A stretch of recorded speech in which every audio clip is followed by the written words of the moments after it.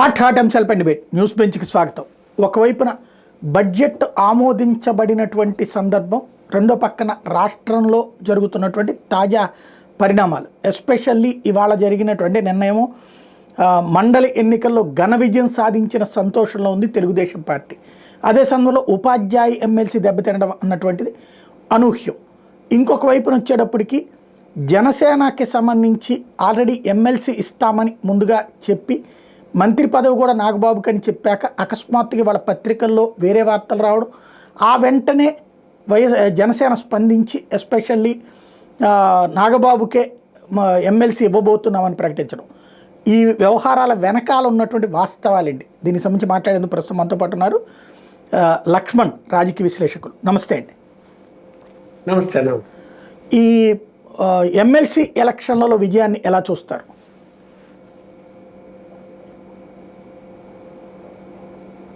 అంటే సహజంగానే ఈ ఉపాధ్యాయులది కానీ లేకపోతే గ్రాడ్యుయేట్స్ విషయంలో కానీ నిలబడినటువంటి అభ్యర్థిని చూస్తారు ఎక్కువగా పార్టీల కంటే. అతను పనికొస్తే, ఎందుకంటే ఉపాధ్యాయులు వాళ్ళ సమస్యను టేకప్ చేసేయని కావాలి.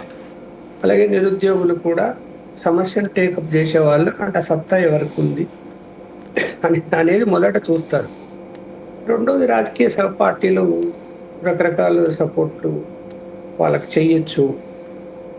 కొంత సిద్ధాంతపరంగా ఉండే పార్టీ, ఇప్పుడు సపోజ్ బీజేపీ అనుకోండి, ఆ బీజేపీ భావజాలాలు ఉన్నటువంటి వ్యక్తిగిన, అది టీచర్ కావచ్చు, గ్రాడ్యుయేట్స్ కావచ్చు, నిలబడి ఉన్నాడు అనుకోండి, న్యాచురల్గానే ఆ భావజాలం ఉన్నటువంటి టీచర్లు కానీ, ఆ భావజాలం ఉన్నటువంటి డిగ్రీ హోల్డర్స్ కానీ ఖచ్చితంగా ఓట్లేస్తారు.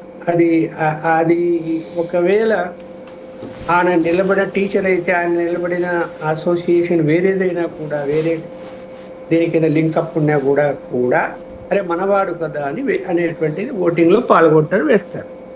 మనం చూసాం కదా ఉత్తరాంధ్ర నుంచి ఆ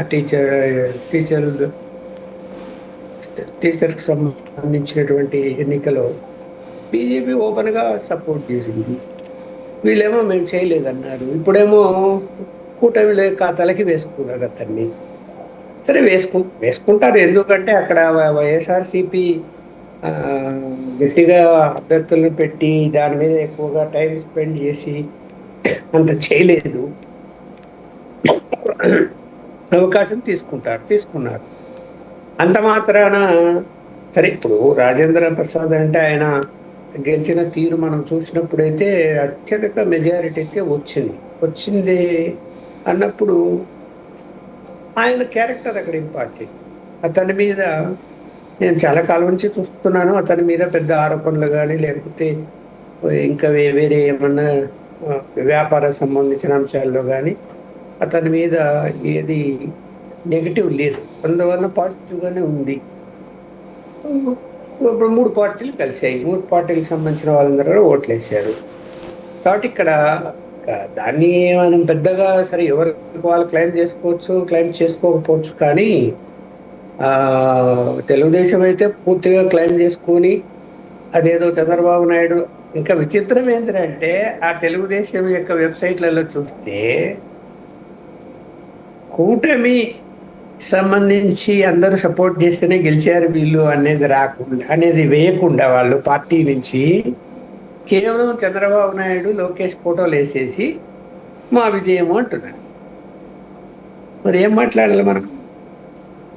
ఇక్కడ కూటమిలో ఉన్నటువంటి జనసేన కానీ బీజేపీ కానీ వాళ్ళు అలా డామినేట్ చేసుకుంటూ పోతారు అన్న విషయం తెలీదా? తెలుసు కదా. వాళ్ళ ఖాతాలో వేసుకుంటారనే తెలీదా? తెలుసు కదా. అభ్యంతరాలు ఏమైనా చెప్తారా అంటే చెప్పడం లేదు. ఎందుకు చెప్పడం లేదు అంటే, ఇప్పుడు చెప్పగలిగితే అక్కడ పవన్ కళ్యాణ్ గారు చెప్పాలి జనసేనలో.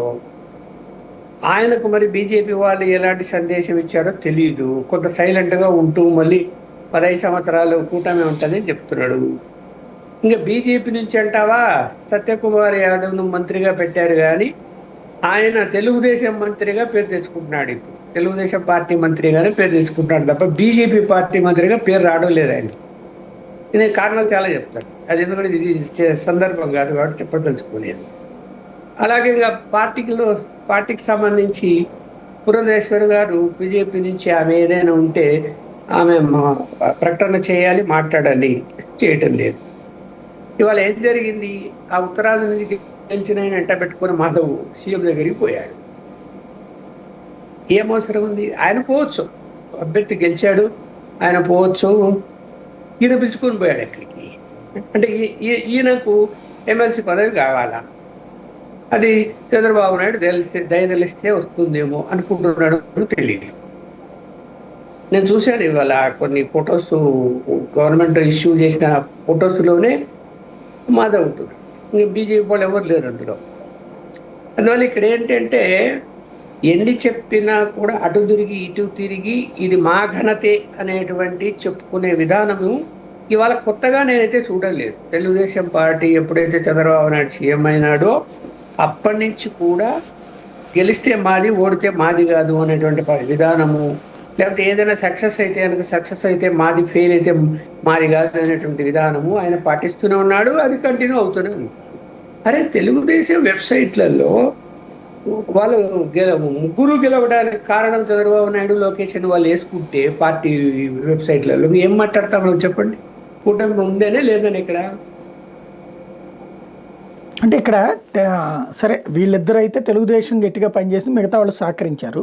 టీచర్ ఎమ్మెల్సీ విషయంలో ఒక కన్ఫ్యూజన్ వచ్చింది. రఘువర్మకి మద్దతు తెలుగుదేశం పార్టీ, జనసేన ప్రకటిస్తే దామోదర్ నాయుడికి మద్దతు భారతీయ జనతా పార్టీకి సంబంధించి ప్రకటించారు. మీరన్నట్టే మాధవ్ తీసుకుని వచ్చాడు అంటే నిన్న తెలుగుదేశం వాళ్ళు అచ్చెన్నాయుడు, పల్ల ఇద్దరు కూడా ఒక స్టేట్మెంట్ ఇచ్చారు.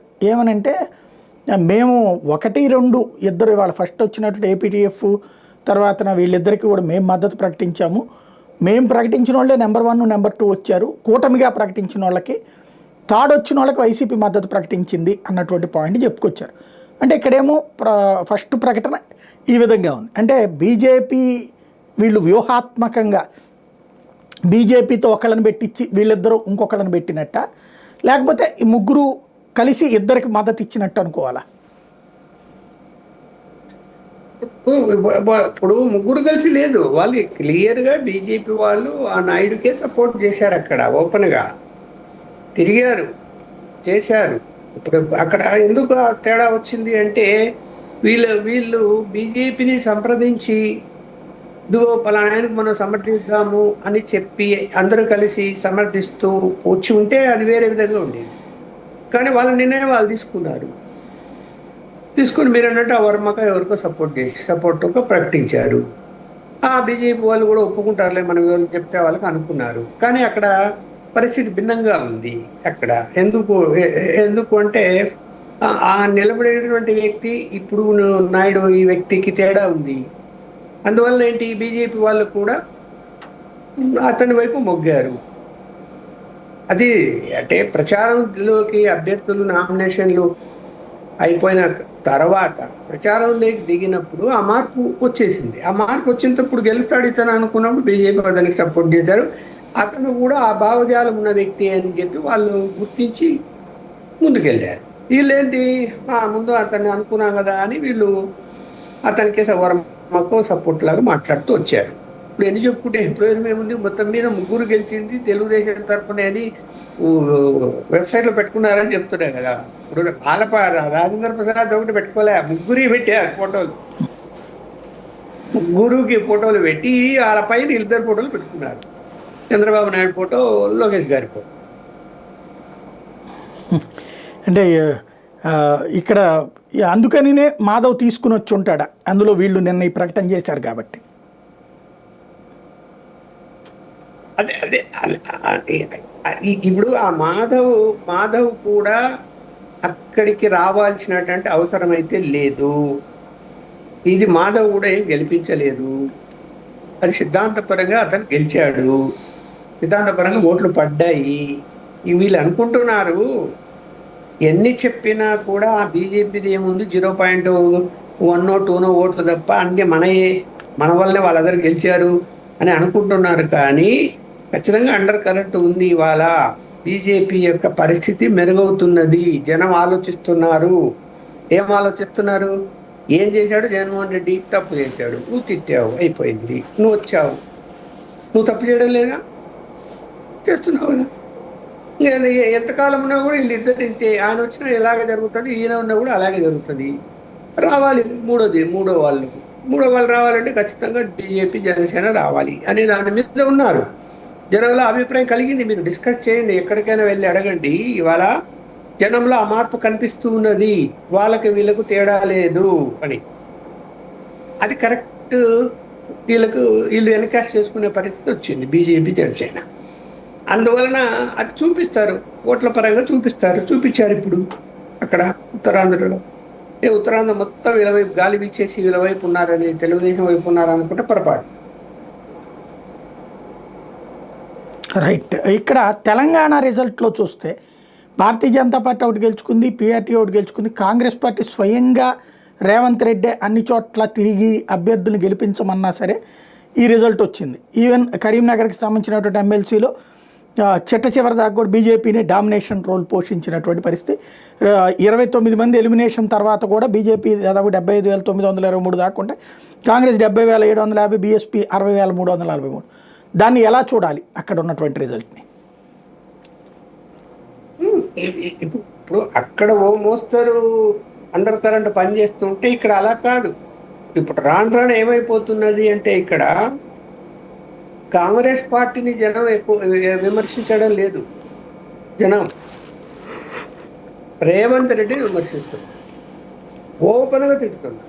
ఇతను వచ్చి ఏం చేశాడు, ఇప్పటి వరకు సంవత్సరం అవుతున్నది, ఏం చేయగలిగాడు, ఏం చేశాడు, ఏం అభివృద్ధి జరుగుతున్నది,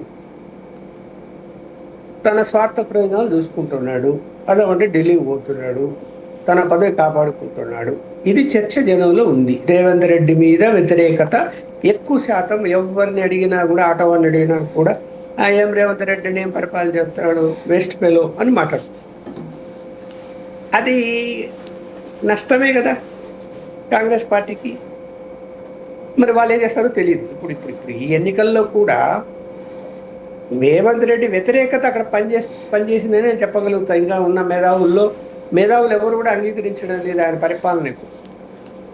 అందువలన అక్కడ రిఫ్లెక్షన్ కనిపిస్తున్నది మనకు. బీజేపీ ప్లస్ పాయింట్ కంటే రేవంత్ రెడ్డి వ్యతిరేక పాయింట్ ఎక్కువ ఉంది, అంటే వ్యతిరేక శాతం ఎక్కువ ఉంది వాళ్ళ శాతం కంటే. అది పనిచేసింది. ఇంకా ఆల్టర్నేట్ ఎవరున్నారు? ఇప్పుడు అక్కడ సేమ్ ఇదే పరిస్థితి.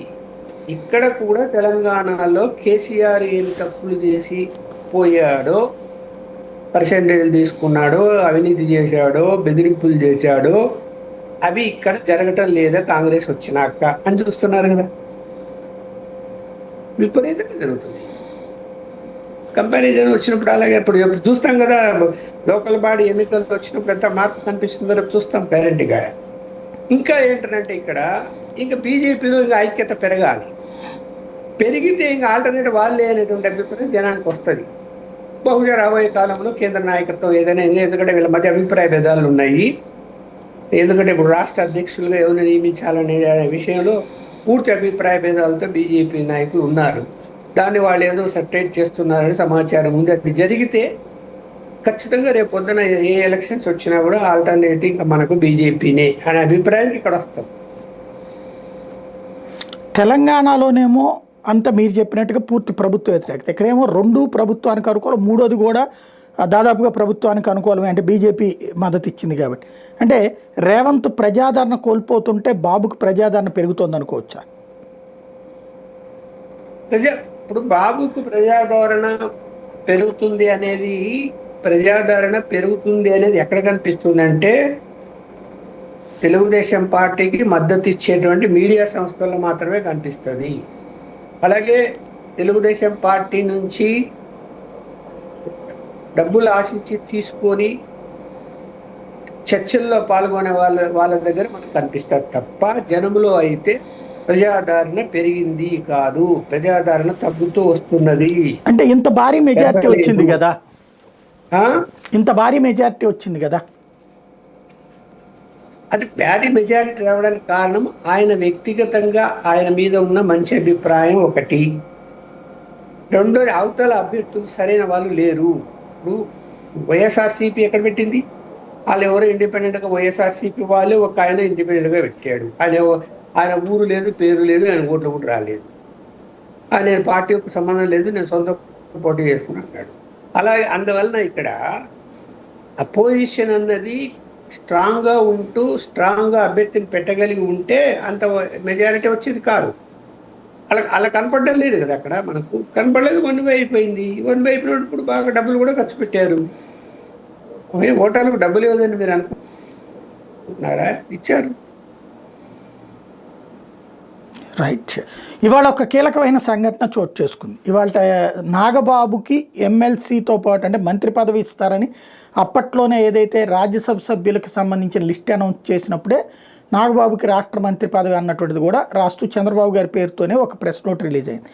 ఆ తర్వాత పవన్ కళ్యాణ్ గారు కొన్ని రోజులైన తర్వాత అది మామూలుగా అయితే అప్పుడే చేసుకుని మంత్రి పదవి ఇచ్చి ఆ తర్వాత 6 నెలలలోపు ఎమ్మెల్సీ అవ్వచ్చు, కానీ ముందు ఎమ్మెల్సీ చేసి ఆ తర్వాత చేస్తామని ప్రకటించారు. ఇప్పుడు 5 ఎమ్మెల్సీ ఏదైతే ఎమ్మెల్యే కోట ఎమ్మెల్సీ కిందన 5 స్థానాలు వచ్చినాయి కాబట్టి అందులో నాగబాబుకి ఒకటి రిజర్వ్ అని అన్ని ఛానళ్ళు అన్ని పత్రికలు రాస్తూ వస్తుంటే మొన్ననే చంద్రబాబు పవన్ కళ్యాణ్ భేటీ కావడం, ఆ భేటీలో పవన్ కళ్యాణ్ మా అన్నయ్యకి వద్దు, ఆయనకు ఒక మంచి కార్పొరేషన్ పదవి ఇవ్వండి, రాష్ట్రమంతా తిరుగుతా పర్యావరణానికి సంబంధించిన చైతన్య కార్యక్రమాల్లో పాల్గొంటారు అని చెప్పారని ఈనాడు రాసుకొచ్చింది. ఆంధ్రజ్యోతి ఏమో మన్నయ్యకి మంత్రి ఈ రాష్ట్రం ఇది వద్దు పదవి, ఎమ్మెల్సీ కానీ రాజ్యసభ కానీ ఆయనకి నేరుగా ఇదే ఈ కార్పొరేషన్ కానీ ఏం కాదు, కానీ డైరెక్ట్గా మొన్న విజయసాయిరెడ్డి రాజీనామా చేసినటువంటి సీటు తనకు కావాలి అని చెప్పారని చంద్రబాబు కూడా దానికి ఒప్పుకున్నారని రాసింది ఆంధ్రజ్యోతి.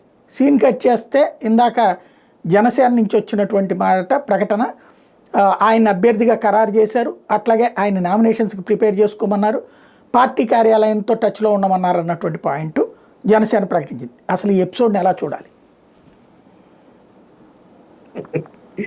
ఇప్పుడు మీరు అన్నట్టు ఏంటంటే రాజ్యసభ సీట్ల విషయంలో చంద్రబాబు నాయుడు గారు పత్రికా ప్రకటనలో వెరీ క్లియర్గా నాగబాబు గారికి మంత్రి పదవి ఇవ్వదలుచుకున్నారు. ఎందుకు? రాజ్యసభ ఇవ్వలేదు కాబట్టి అనేది.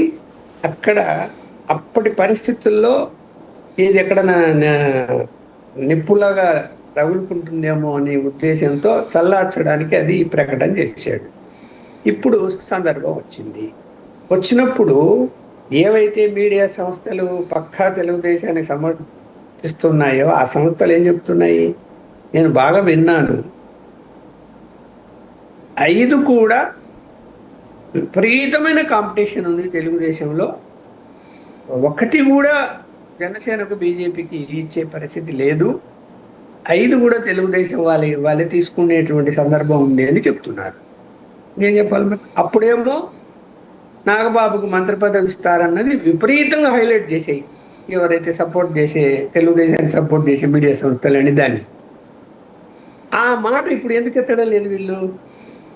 ఆ లెటర్ ఎందుకు చూపించడం లేదు? చూపించలేదే. 5 తెలుగుదేశమే తీసుకునేటువంటి సందర్భం కనిపిస్తుంది. నాగబాబు వద్దన్నారంట. నాగబాబు వద్దని ప్రెస్ మీట్ పెట్టి చెప్పినట్టు ఒక విజువల్ తయారు చేసి ఆయన మాట్లాడుతుంటే వాయిస్ లేకుండా పక్కన స్క్రోలింగ్ లాగా పెట్టి నాగబాబు గారు విరమించుకున్నారు, ఆయనకు ఎమ్మెల్సీ పదవి కానీ మంత్రి పదవి కానీ అక్కర్లేదట అని సోషల్ మీడియాలో వచ్చాయి కదా. ఎవరు పెట్టినట్టు అవన్నీ మరి పెట్టారు కదా అని చెప్పాడా? లేదు కదా. కొన్ని స్టేట్మెంట్ ఇచ్చారా? లేదు. ఇప్పుడు ఇచ్చారు. వాళ్ళ యొక్క అధికార ప్రతినిధి హరిప్రసాద్ అని ఆయన ఎమ్మెల్సీ, ఆయన నాగబాబు గారికి ఎమ్మెల్సీ పదవి ఇస్తున్నాము అని చెప్పాడు. సరే, ఇప్పుడు ఇక్కడ ఎమ్మెల్సీ 5లో వాస్తవంగా అయితే 3 తీసుకోవాలి, 1 బీజేపీ, 1 జనసేనకు ఇవ్వాలి. ఎందుకంటే కూటమి ప్రభుత్వం ఉన్నప్పుడు ఖాళీలు వచ్చేదాన్ని బట్టి చేయాలి. అలాగా అక్కడ ఏం ఆర్గ్యుమెంట్ పెట్టారు? రాజ్యసభ బీజేపీకి ఇచ్చారు కాబట్టి 1, ఇది అయ్యాల్సిన అవసరమే లేదు ఇప్పుడు అని చెప్పి ఈ సపోర్ట్ చేసే టీడీపీకి సపోర్ట్ చేసే మీడియా సంస్థలు చెప్తున్నాయి. అంటే ఇక్కడ ఏమైంది? సపోర్ట్ చేసే మీడియా సంస్థలు నిర్ణయాలు వీళ్ళే తీసేసుకుంటున్నారు. అయ్యా నువ్వు ఇలా ఉండు అలా ఉండు అని, ఇలా ఇది చేయండి అది చేయండి అని వీళ్ళు సలహా ఇస్తున్నారు. సలహా ఇచ్చి ఇంతకుముందు బోడుగును కొట్టించారు చంద్రబాబు నాయుడు గారికి సలహా ఇచ్చి ఈ మీడియా సంస్థలే బీజేపీతో తెగడంపులు చేసుకో అని చెప్పి, కాంగ్రెస్కు పొత్తు పెట్టుకో అని చెప్పి. ఏమైపోయింది ఆ రోజు? రాష్ట్రం ఇవాళ అధోగతి పాలు కావడానికి ఆ రోజు చంద్రబాబు నాయుడు గారు చేసిన ఒకే ఒక తప్పు, జగన్మోహన్ రెడ్డి గారి తప్పు, ఆయనదే మొదటి తప్పు, బీజేపీతో తెగడంపులు చేసుకోవటము. ఉండింటే మళ్ళీ జగన్మోహన్ రెడ్డి వచ్చే అవకాశాలు తక్కువ. కాంగ్రెస్ వైపు పోయి జనంలో వ్యతిరేకత పెంచుకొని, అరే అరే తెలుగుదేశం దేని మీద వ్యతిరేకత పుట్టింది? కాంగ్రెస్ మీద వ్యతిరేకత పుట్టింది. ఆ పార్టీ పుట్టినప్పుడు రామోజీరావు ఎందుకు సపోర్ట్ చేశాడు? అతను కూడా వ్యక్తిగతంగా కాంగ్రెస్ పార్టీకి వ్యతిరేకము, ఆ పార్టీని బలహీనపరచాలి అంటే ప్రాంతీయ పార్టీని సమర్థించాలి అని చెప్పి ఆయన ముఖ్యమైన పాత్ర తీసుకొని పార్టీ అభివృద్ధికి పనిచేశాడు. మా అందరి చేత కూడా పాంప్లెట్లు డిస్ట్రిబ్యూట్ చేయించాడు. మరి మేము మర్చిపోతాం అవన్నీ? నువ్వు కాంగ్రెస్ పార్టీకి పొత్తు పెట్టుకుంటావా? తిట్టని వాడు లేడు. ఏమన్నా సర్వే చేద్దామని 10 మందిని అడిగితే రిక్షామని ఆటవాడిని అప్పుడు ఏమయ్యంటే బుద్ధి లేదు, ఇట్లా కాంగ్రెస్లో పొత్తు పెట్టుకుంటారు, ఎన్టీ రామారావు ఆత్మ ఘోషిస్తుంది అని చెప్పి తిట్టారు. మరి ఇవాళ మళ్ళీ నువ్వు ఇవాళ ఏదో సరే మంచో చెడ్డో వాళ్ళ ఆలోచన మళ్ళీ మారిపోయింది. నువ్వు తిట్టినా కూడా భయంకరమైన తిట్టావు నువ్వు అమిత్ షా గారిని, మోడీ గారిని. అయినా కూడా వాళ్ళ దగ్గర తీసుకున్నారు. రాష్ట్ర అభివృద్ధి ఇంపార్టెంట్గా భావిస్తున్నారు. నువ్వు కాదు ఇంపార్టెంట్ వాళ్ళకి. అరే రాష్ట్రం నిజంగానే కుంచుకుపోయింది, అభివృద్ధి జరగలేదు అనుకుని అన్ని చేద్దాం అనుకున్నారు, మొదలు పెట్టారు, మంచిగా చేస్తున్నారు. నువ్వు దాన్ని ఉపయోగించుకో. రాజకీయాలు ఎందుకు చేస్తావు? నువ్వు ఇలా ఎందుకు చెప్పిస్తావని అలా వాళ్ళు చెబితే మీరు చెప్పి అలా చేస్తున్నారని అనుకుంటారా లేదా? మీరు చెప్పకపోయినా మరి ఎవరు చెప్తున్నట్టు? అవి అలా చెప్తారా? లేకపోతే ఆ బీజేపీకి ఇవ్వనే ఎవరు? రాజ్యసభ ఇచ్చారు కదా అప్పుడు అని మాట్లాడితే అని ప్రచారం చేస్తున్నారు. అంటే ఎంతసేపు ఉన్నా కూడా ప్రతి క్రెడిట్ తెలుగుదేశందే అన్నట్టు, కూటమిలో ఉన్నటువంటి జనసేన బీజేపీది కాదు అన్నట్టు ఈ సంస్థలు, మీడియా సంస్థలు వ్యవహరిస్తూ ఉంటే ఎంతవరకు కరెక్ట్ అది? ఎవరైనా ఓపికతో ఎంతకాలం ఉంటారు? జనసేన పార్టీ అధినేత అయినా కూడా పవన్ కళ్యాణ్ అన్ని చూస్తూ ఉంటాడు. తనకు ఏదో ఆవేశం వచ్చినప్పుడు ఏం చేస్తాడో తెలియదు, తర్వాత ఏం జరుగుతుందో తెలియదు. అదే ఆలోచన చేయాలి కదా మీరు. అలా కాకుండా ఊరికనే అయిపోయింది, ఏం లేదు, వాళ్ళదేముంది, ఎందుకు ఇవ్వాలి వాళ్ళకు అంటే? ఇవాళ బీజేపీ పొత్తు ఉంది కాబట్టే నీకు అన్ని ప్రాజెక్టులకు నిధులు వస్తున్నాయి, వాళ్ళు పలుకుతున్నారు. లేకుంటే ఇస్తారా నీకు? 3 చెరువులు నీళ్ళు దాపిస్తారు వాళ్ళు. ఇప్పుడు తెలంగాణకు తాపించడం లేదా అని చెప్తున్నట్టు జరుగుతున్నాయి అక్కడ తెలంగాణకు. అది తెలుసుకోండి. మీరు రాష్ట్ర అభివృద్ధి కోసం ఆలోచించండి. వాళ్ళకి 1 సీట్ ఇచ్చినా 4 సీట్లు ఇస్తే కొంపలు మునిగేది ఏం లేదు, ఇక్కడ పోయేదేం లేదు. బోర్డు తెలంగాణ నుంచి బోర్డులు వేసుకొని మీరు నా తండ్రి కొడుకులదే మొత్తం పరిపాలన, తండ్రి కొడుకుల వల్ల అన్నీ అయిపోతున్నాయి అని ఫోటోలు వేసుకుంటే ఏం చెప్పాలిగా మనం? ఏమైంది కూటమి చెప్పండి. ఇప్పుడు బడ్జెట్ ఉంది, బడ్జెట్ సంబంధించి సూట్ కేసు అప్పకి అటు దాంట్లో ఇస్తారు మామూలుగా ఆనవాయితీ ప్రకారం ముఖ్యమంత్రి నుంచి ఆర్థిక మంత్రికి. బీజేపీకి సంబంధించిన మంత్రి లేడు ఆ సీన్లో. చంద్రబాబు పవన్ కళ్యాణ్ ఆయన ఒకడు ఉన్నాడు. ఎందుకు పిలుచుకోరు మీరు? కూటమి ప్రభుత్వం కదా ఇది. కూటమి ప్రభుత్వం అంటే 3 పార్టీల వాళ్ళు కనిపించాలా. ఏ ఇంపార్టెంట్ కార్యక్రమం అయినా కూడా మీరు పిలవడం లేదని నాకు సమాచారం ఉంది, చెప్పడం లేదని సమాచారం ఉంది. అరే నువ్వు ఓపికగా ఉండండి అని కేంద్ర నాయకత్వం బీజేపీ వాళ్ళకు ఓపికగా ఉండండి, సమయం రాని అని చెప్తున్నారని విన్నా. వీళ్ళు ఓపికగా ఉంటున్నారు. ఒకవేళ అవమానమైనా కూడా ఓపికగా ఉంటున్నారని నేను అనుకుంటున్నాను. ఏంటంటే ఇవాళ ఇది ఈ పేపర్లలో వచ్చిన, ఈనాడు జ్యోతిలో వచ్చిన వార్త వాళ్ళ సొంత ఆలోచనని చంద్రబాబు గారి మీద, పవన్ కళ్యాణ్ గారి మీద రుద్దుతున్నట్టు అనుకోవాలా? లేకపోతే తెలుగుదేశం ఇచ్చిన ఫీడ్బ్యాక్ని వాళ్ళు వాడి దానికి ఇక్కడ పవన్ కళ్యాణ్ ఇచ్చినటువంటి రియాక్షన్ అనుకోవాలా? ఇక్కడ ఏదైనా కూడా వాళ్ళు సొంతం వ్యాఖ్యానిస్తారు అనుకున్నా కూడా అది తెలుగుదేశం నుంచి ఫీడ్బ్యాక్ ఉంటేనే అలా చేస్తారు అని జనం అనుకుంటున్నారు. నేను కూడా అలాగే అనుకుంటా. కాబట్టి ఇక్కడ ఎవరు నమ్ముతారు? వాళ్ళు సొంతం అంటున్నారని నమ్ముతారు ఎవరన్నా? అది ఖచ్చితంగా రిఫ్లెక్ట్ చంద్రబాబుకే అవుతుంది, తెలుగుదేశం పార్టీకే అవుతుంది. మీరే ఆ విధంగా చెప్పిస్తున్నారేమో అని అవుతుంది. అది మీరు కప్పుకొని అది చూశారు. మీరు ఏమైనా కంట్రోల్ చేస్తున్నారు వాళ్ళని? అరే అలా కాదయ్యా, వాస్తవాలు చెప్పండి, మీరు ఎందుకు ఏంది చెప్తున్నారని. అరే సాక్షి వాడెవరు, ఇక్కడికి ఎందుకు వచ్చావు, నువ్వేంది ప్రశ్నిస్తున్నావు, నీ ఛానల్ ఏంది అని మీరు ప్రెస్ మీట్లలో మాట్లాడుతున్నారే, మరి పచ్చి అబద్ధాలు ప్రసారం చేస్తున్నారే అనేక అంశాల మీద ఏదో వాళ్ళకి వచ్చింది కల్లార వీళ్ళిద్దరేం మాట్లాడుకున్నారో. ఇప్పుడు ప్రధానమంత్రి గారు చంద్రబాబు నాయుడు గారు మాట్లాడుకున్నారు లోపల, అయిపోకముందే లైవ్ లేకొచ్చి వాళ్ళిద్దరు ఏం మాట్లాడుకున్నారో చెప్తున్నారు. నేను చెప్పాలి, చెప్పండి. అలాగే పవన్ కళ్యాణ్ చంద్రబాబు నాయుడు మాట్లాడుతున్నారు, వాళ్ళు ఏం మాట్లాడుకున్నారో చెప్తున్నారు వీళ్ళు. అంటే వీళ్ళే ముందు చెప్పేస్తున్నారు అన్నీ, ఇలా మాట్లాడుకున్నారు అంటే జనం అదే నమ్మాలి, మేము చెప్పిందే జరగాలి అని. అంటే మీరు జనసేన పార్టీకి బీజేపీకి వ్యతిరేకంగా మీరు విడగొట్టాలనే ప్రయత్నం చేస్తున్నారా మీడియా సంస్థలు? లేకపోతే కూటమి ఉండి ఈ రాష్ట్రాన్ని అభివృద్ధి కావాలని కోరుకుంటున్నారా? నేనైతే అభివృద్ధి కావాలని కోరుకుంటా. ఎందుకు చిల్లగొట్టాలని చూస్తారు మీరు? చిల్లగొడితే నష్టం ఎవరికి? ఇప్పుడే రాష్ట్రం నష్టపోయింది. ఆంధ్రప్రదేశ్ అంటే పరువు పోయింది, ఇక్కడ అభివృద్ధి అనేది లేదు. మీరు దానికి పాటుపడండి. మీరు ఒక ఛానల్ అంటే ఒక బాధ్యత ఏంది మీకు? రాష్ట్రం అభివృద్ధి జరగాలి, ఇది ఉండాలి మెయిన్ కాన్సెప్ట్, అది తీసుకోండి. అలా కాకుండా ఈయనకి ఇంపార్టెంట్ లేదు, ఆయనకి ఇంపార్టెన్స్ లేదు, ఈయనకు మంత్రి పదవి ఎందుకు ఇవ్వాలి, ఆయనకు మంత్రి పదవి ఎందుకు ఇవ్వాలంటే ఏం చెప్తాం దానికి? మరి ఇప్పుడు ఒక మంత్రి పదవి ఖాళీ పెట్టి ఉన్నారు, ఎవరి కోసం పెట్టి ఉన్నారు మరి చెప్పండి? ఏమన్నా పత్రికాధిపతి నేత పెట్టారా ఖాళీ? ఏమన్నా కాదు కదా. ఇప్పుడు నాగబాబుకి ఈ లెక్కను చూస్తే అంటే అసలు వాస్తవంగా సీటే వద్దన్నారు అన్నటువంటి రూట్లోకి పోయి రాజ్యసభ దాకా పోయి ఇప్పుడు ఎమ్మెల్సీ ఓకే అని జనసేన చెప్పింది కాబట్టి ఇప్పుడు వాళ్ళకి ఎమ్మెల్సీ ఇచ్చి మంత్రి పదవి కూడా ఇస్తారనుకోవాలా? లేదా ఇప్పుడు ఇవాళ జనసేన రిలీజ్ చేసిన దాంట్లో ఆయన ఎమ్మెల్సీ దానికి ఓకే చేసింది జనసేన, ఆ కాగితాలు తయారు చేసుకోమంది అన్నారు. ఇది చంద్రబాబు గారితో మాట్లాడి వీళ్ళు చెప్పుకుంటారా, లేకపోతే వీళ్ళ అభిప్రాయం జరుగుతుంది? ఇప్పుడు జనసేన పార్టీలో ఆయన పవన్ కళ్యాణ్ గారి బ్రదర్ కాబట్టి పార్టీలో ఏదైనా పనులు చూడడానికి వచ్చాడు, చూస్తూ ఉన్నాడు. ఎన్నికల ముందు అన్ని దగ్గర కూర్చొని చేశాడు. ఆయనకు రాజకీయ అనుభవం ఏమైనా ఉందా? లేదు.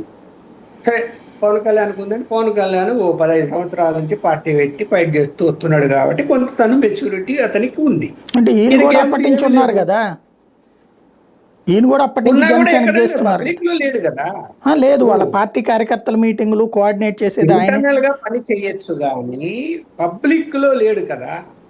లేదు, తిరిగారు, ఈయన కూడా బహిరంగ సభలో కూడా మాట్లాడారు. ఆఫీసులో కూర్చొని ఆఫీసులో అడ్మినిస్ట్రేషన్ అంతా చూసి ఆయన ఉంటాడు అనుకున్నాము. ఆయనకు పబ్లిక్ లోకి వెళ్ళి జనంలోకి వెళ్ళి యాక్టివిటీ చేసి ఆయనకు తేడా ఉంటది కదా. లేదు, ఈయన బహిరంగ సభలో కూడా మాట్లాడారండి. ఒకటో రెండో మాట్లాడారు, చూసాను నేను కూడా. ఒకటో రెండో మాట్లాడాడు కానీ అంత పాపులర్ అయితే కాలేదు కదా జనసేన తరఫున. ఇప్పుడు ఓకే రాజ్యసభ అనుకున్నారు, అది మళ్ళీ వద్దనుకున్నారు అనుకుందాం, ఏదో కారణాలు చెప్పారు, ఇవ్వలేదు. ఇప్పుడు బీజేపీ రాజ్యసభ ఇవ్వాలనుకొని ఈయనకు ఎక్కడన్నా రాష్ట్రాల్లో ఖాళీ పడితే ఈయనకి ఇచ్చే పరిస్థితి ఉందే? లేదు. ఇక్కడే ఇవ్వాలంటే ఎవరు ఇవ్వాలా? అన్ని విషయాలు మెజారిటీ ఆయనకే ఉంది, చంద్రబాబు నాయుడు గారికి. ఆయనే ఇవ్వాలి. ఆయన మనం సులభంగా నీకు మంత్రి పదవి ఇస్తాము, రాజ్యసభ ఇవ్వలేదని స్టేట్మెంట్ ఇచ్చి తప్పుకున్నాడు. ఇంకా ఇచ్చే అవకాశాలు ఇప్పుడే లేవు అనుకున్నాము. ఇప్పుడు ఎమ్మెల్సీ పదవి ఇవ్వాలి, మంత్రి పదవి ఇస్తా అన్నాడు. మాట తప్పకుండా ఇవ్వచ్చేమో చెప్పలేము. ఇప్పుడు తీసుకుంటే కనుక ఇప్పుడు తీసుకుంటారని ప్రకటించేసింది జనసేన. ఎమ్మెల్సీ పదవి తీసుకొని పెద్ద మనిషిగా ఉండండి. మంత్రి పదవులు ఇప్పుడు ఆల్రెడీ ఇప్పుడు జనసేన నుంచి 3 ఉన్నారు. ఆయన డిప్యూటీ సీఎంగా ఉన్నారు, నాదెళ్ల భాస్కరరావు ఉన్నాడు, ఇంకొక ఆయన ఉన్నారు. 3 ఉన్నప్పుడు ఈయనకి ఇవ్వడం అనేది పెద్ద విషయం అయితే కాదు. చంద్రబాబు నాయుడు గారు మాట ప్రకటన ఇచ్చాడు కాబట్టి ఇవ్వచ్చు, ఈయన తీసుకోవచ్చు. నేనేం చెప్తున్నానంటే ఎమ్మెల్సీ పదవి తీసుకొని ఒక హోదా ఉండి పార్టీని నడిపించేదానికి అది ఉపయోగపడుతుంది కాబట్టి ఆఫీసులో కూర్చొని ఏమైనా అధికారులతో మాట్లాడాలన్నా కలెక్టర్లతో మాట్లాడాలన్నా ఒక హోదా అవసరం ఉంటుంది కాబట్టి అది చెయ్యొచ్చు. పార్టీని ఇంకా ఎందుకు ఆ మాట చెప్తున్నాను చెప్పనా? ఇప్పుడు సంవత్సరం అవుతోంది, 9 నెలలు దాటిపోతున్నది. అధికారం లేకొచ్చి ఎక్కడ నెట్వర్క్ ఉంది చెప్పండి? జనసేన ఇంప్రూవ్ చేసుకున్నారు చెప్పమని చూద్దాం. లేదు, ఆయన కొద్ది ఆయన తిరుగుకుంటాడు. ఎక్కడ జిల్లాలో దిక్కు లేదు, అధ్యక్షులు ఎవరో తెలియదు, ఎక్కడ జరుగుతుందో తెలీదు, మీ జిల్లా మీటింగులు లేవు, ఏమి లేవు. ఎవరో 2 3 సోషల్ మీడియాలో వచ్చేసి జనసేన తరపున వాడెవడు వేరే పార్టీకి వెళ్ళిపోయాయి. ఇంకొక ఆయన ఉన్నాడు, ఆయన కూర్చున్నాడు. అంతేగాని మనకు పార్టీ కార్యక్రమాలు ఎక్కడైనా కనిపిస్తున్నాయా? నెట్వర్క్ ఇంప్రూవ్ చేసుకుంటున్నారా? ఎవరో ఒకరితో పార్టీలో వచ్చి చేస్తారా? అయిపోయింది. జిల్లాల నెట్వర్క్ ఇది ఎక్కడ ఉంది? జిల్లా కమిటీలేవి? దాన్ని చూడాల్సిన బాధ్యత ఉంది. వాళ్ళేమో నాదెల్ల బసవరావు మంత్రి అయిపోయా, ఆయన బిజీ. ఈయన డిప్యూటీ సీఎం అయిపోయినాడు, ఈయన కార్యక్రమాలు ఈయనకున్నాయి. ఇంకెవరు పట్టించుకునేది పార్టీని? కాబట్టి ఈయన ఆ బాధ్యత తీసుకొని చేయగలిగితే గనక ఖచ్చితంగా పార్టీ ముందుకు వస్తుంది, ముందుకు తీసుకెళ్ళాలి కూడా. ఎందుకు మళ్ళీ చెప్తున్నా కదా, పరిస్థితులు ఎలా మారుతాయో తెలీదు. కానీ బీజేపీ జనసేన బంధం అయితే తెగదు ఎట్టి పరిస్థితుల్లో. వాళ్ళు కలిసే ఉంటారు. ఎలాంటి పరిస్థితులు, విపత్కర పరిస్థితులు వచ్చినా వాళ్ళు కలిసే ఉంటారు. అలాంటి కమిట్మెంట్ పవన్ కళ్యాణ్ గారు బీజేపీకి ఇచ్చారు, బీజేపీ వాళ్ళు ఆయనకి ఇచ్చారు. అందువలన ఆయన నెట్వర్క్ పెంచుకోవాల్సినటువంటి అవసరం ఉంది. దానికి ఈయన ఉపయోగపడతాడు నేను అనుకుంటున్నాను. మంత్రి పదవి తీసుకుంటే అయిపోయా, మళ్ళీ సమయం సరిపోదు. ఇంకా మంత్రి పదవి తీసుకుంటే ఎక్కడ సమయం ఉంటుంది? ఇప్పుడు తీసుకున్న వాళ్ళు ఏం చేయగలుగుతున్నారు చెప్పండి? పార్టీ పని ఏం చేయడం లేదు కదా. ఇప్పుడు పవన్ కళ్యాణ్ గారు ఆఫీసులో కూర్చుంటా, రోజు క్యాంప్ ఆఫీసులో ప్రజా దర్బార్ నిర్వహిస్తా, జనం రిసీవ్ చేసుకుంటా, అన్ని చర్యలు తీసుకుంటా అన్నాడు. చూడుకుండా అక్కడ పడిగాపులు కాస్తున్నారు. ఎప్పుడు వస్తాడో తెలీదు, ఎప్పుడు దొరుకుతాడో తెలీదు, ఏమి లేదు. జనం మానేశారు పోవడం అక్కడికి. ఎవరికి నష్టం? అక్కడ కూర్చునే వాళ్ళు కావాలి కదా. ఆర్యప్రసాద్ అనే ఆయన ఎమ్మెల్సీ, ఆయన ఏదో పొలిటికల్ సెక్రటరీ పెట్టుకున్నాడు. అతను ఎవరు ఫోన్లు ఎత్తడు, ఎవరికి అందుబాటులో ఉండడు, ఎవరు చూసేది ఎవరు అక్కడ? రైట్. ఫైనల్గా ఆయనకి మంత్రి పదవి కూడా ఇస్తారని నమ్ముతున్నారు మీరు?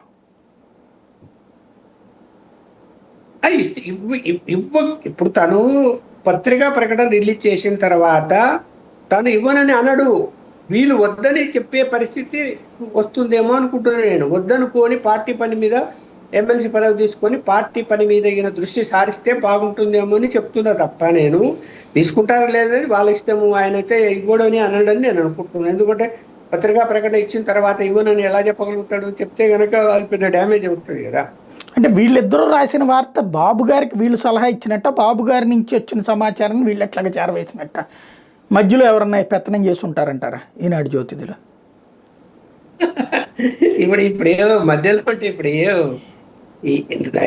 ఉన్న సమాచారం ఏమిటంటే కొంతమంది లోకేష్ గారితో చర్చలు జరుపుతూ, అంటే లోకేష్ గారి టచ్లో ఉంటూ ఆ మధ్యవర్తులు కొన్ని, అది లోకేష్ గారు చెప్తున్నారు లేదో నాకైతే తెలియదు, కానీ చెప్పొచ్చు, చెప్పకపోయి ఉండొచ్చు. వీళ్ళు మధ్యలో క్రియేట్ చేసి కూడా మీడియా సంస్థలకు చెప్పే అవకాశాలు కూడా ఉన్నాయి. అట్లా కూడా జరగచ్చు. అలాగే చంద్రబాబు నాయుడు గారి దగ్గర కూడా అలా కూడా జరిగే అవకాశం ఉంది. ఇద్దరి దగ్గరే జరిగే అవకాశం ఉంది. అందువలన అలా నా పాయింట్ ఏమిటంటే, అలా జరుగుతూ ఉన్నప్పుడు క్లారిటీ అనేది ఎవరు ఇవ్వాలా? వీళ్ళు ఇవ్వాలి కదా, తెలుగుదేశం పార్టీ ఇవ్వాలి కదా. వాళ్ళ మీడియా సంస్థలు, వాళ్ళకి సంబంధించిన మీడియా సంస్థల్లోనే అలా వస్తూ ఉంటే క్లారిటీ ఎవరు ఇవ్వాలా?